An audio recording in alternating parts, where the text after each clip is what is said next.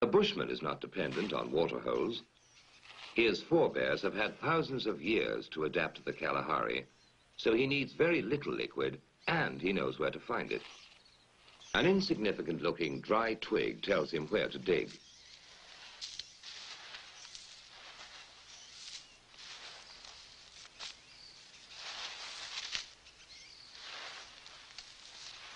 Anyone else would die of thirst in a few days in this treacherous desert that doesn't look like a desert. But he can survive for months on end.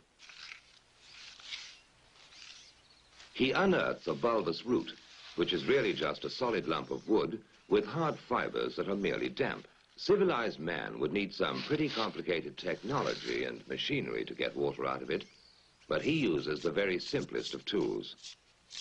His scraper is a stick that has been split to give it a sharp edge, and he produces some dry-looking shavings. But you take a handful, point your thumb at your mouth, squeeze very hard, and wait for it.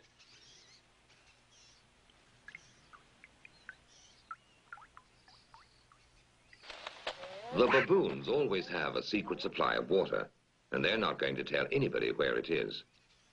And when a Makhalachari ventures into the deep Kalahari on a hunting trip, he has to find water, because unlike the bushman, he doesn't know how to make liquid from a root. But he has his own way of finding out where the water is. First, he laboriously drills a hole in a giant ant heap when he is sure a baboon is watching him, because he knows baboons are incurably inquisitive. Next, he puts some wild melon seeds into the hole and works them in so that they drop into a hollow. Then he saunters off, knowing the baboon is burning with curiosity. The baboon doesn't trust that human being at all, so he plays it cool. But he's dying to know what gives in that confounded hole. Finally, Mr. Inquisitive can't take it any longer. He's got to know what's in there. He reaches in, grabs a fistful, and now his hand's too big to come out. If he had the sense to drop the seed, he could free his hand.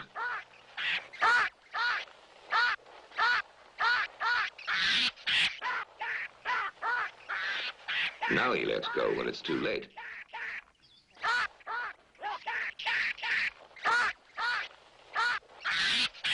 So that was a smart enough way to catch a baboon, but he still has to make him talk. Now he knows that salt is very scarce in this particular area, and that baboon is going to eat those lumps like candy. In fact, he has such a ball eating salt that he completely forgets he's under arrest, and that in a little while he's going to be a mighty thirsty baboon.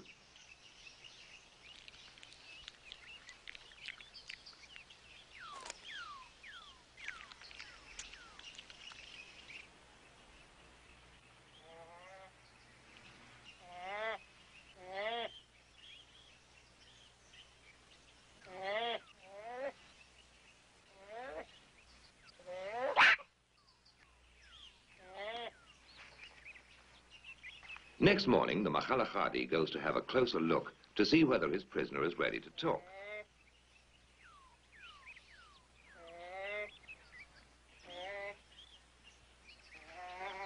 He decides the brainwashing has worked, so he sets him free, knowing that in his condition, he won't care who follows him to the secret reservoir.